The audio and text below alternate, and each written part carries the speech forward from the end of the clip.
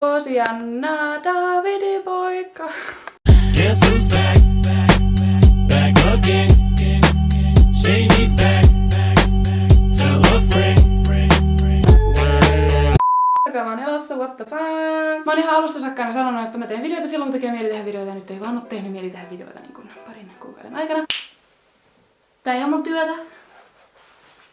Siis oikeesti mun elämä on ollut niin hullua, siis viimeiset 6 kuukautta on kaikki ollut semmosia niin... Mä oikeesti niinku kaikkea on tapahtunut. Tosiaan mun elämässä on tapahtunut niin paljon asioita. Olisi tosi siistiä kertoa teille niistä kaikista, mutta mä en nyt valitettavasti voi kertoa ihan kaikista. Mun huulet on sinetöidyt. Ensinnäkin niin lukion 2. keväällä mä tajusin, että koulu on ihan helvetin rankkaa. Siis oikeesti niin onnea kaikille, jotka aloittaa lukion ensi syksynä. Se on ihan perseestä. Oikea syy, miksi mä palasin tekemään YouTube-videota, on se, että musta voisi tulla kuuluisa ja sit mä voisin lopettaa lukion kesken ja olla silti rikas.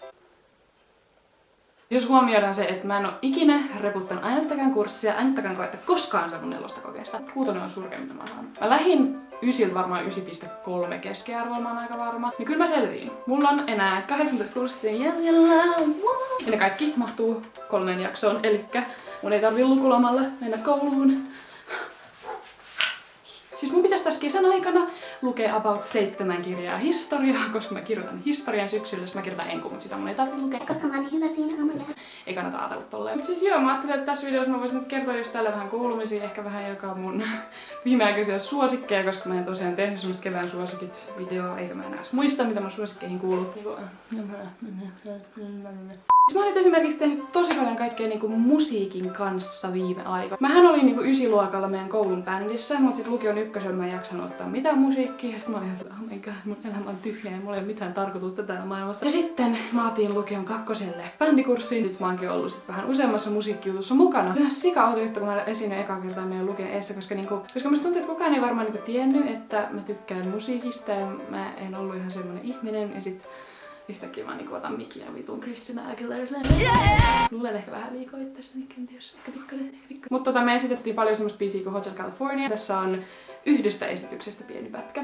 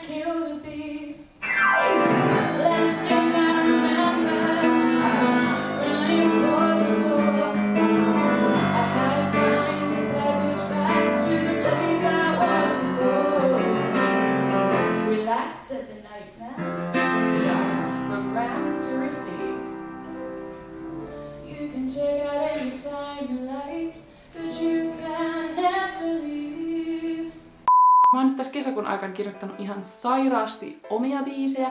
Ja silloin kun mun on tehnyt mieli niin tehdä video YouTubeen, on kaikki ollut semmosia, että mä haluan tehdä coverin tästä biisistä. Ja mulla on niin miljoona biisiä, mistä mä haluan tehdä coveria. Ja mä haluaisin vaan tehdä musiikki. Windows down, 'cause I want this whole town to hear us screaming. We're screaming. Turn up the radio. Don't want you to drive too slow.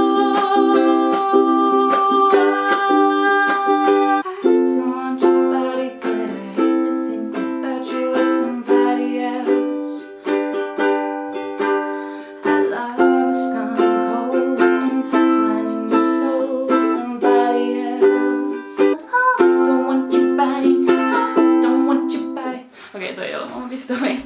The 1975. Oikeesti siis 1975 keikka on hands down paras keikka, millä mä oon ollut. Mä tiedän, mä sanon aina melkein niinku kaikista keikoista tolleen. Se oli niinku niin... Oh my gosh. oh my gosh. Yksi mun kaveri aina sanoo tulee, oh my gosh. Se oli vaan jotenkin niin semmonen autenttinen. Tiedätkö, se ei ollut semmoista bullshittia, se oli niinku ne oli oikeesti ne. Ne poltti tupakkaa ja joi lavalla ja silleen niinku ne rikkoo sääntöjä. Siis älkää tupakoiko tai juoko alkoholia, koska se on tosi huono juttu. Enkä mäkään todellakaan niinku tee kumpiakaan noista. Herranjumala, Harry Stylesin uusi albumi, siis Harry Styles, niinku, mikä olet? Mä ärsyttää se, kun ihmiset sanoo, että mä en tykkäisi Harryn musiikista, jos se ei olisi ollut One Directionissa, koska mähän olin aikoina, niin silloin joskus 12-vuotiaana ihan älyttömän suuri One Direction-fani. Harry on vitun rock-legenda jo nyt. Siitä tulee jotenkin semmonen David Bowie-vibe. Mä jotenkin vaan tykkään hirveästi kaikista miesartisteista, jos on vähän semmoista homoerotiikkaa jollakin tavalla. Just let me know I'll be on the floor, on the floor. Maybe we'll work it out. I gotta get better. I gotta get better.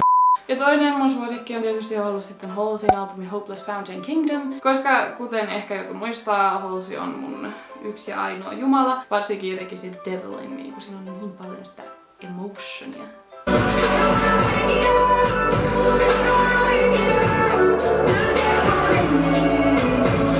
No niin, nyt on perinteiset tanssitkin tanssittu.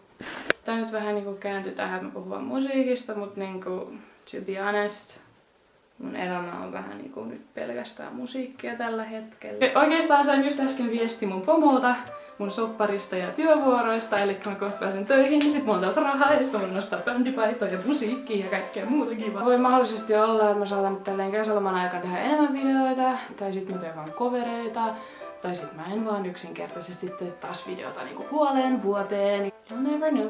Mutta koska juhannus on tällä viikolla, niin hyvää juhannusta, pysykää hengissä ja I'm out. See ya!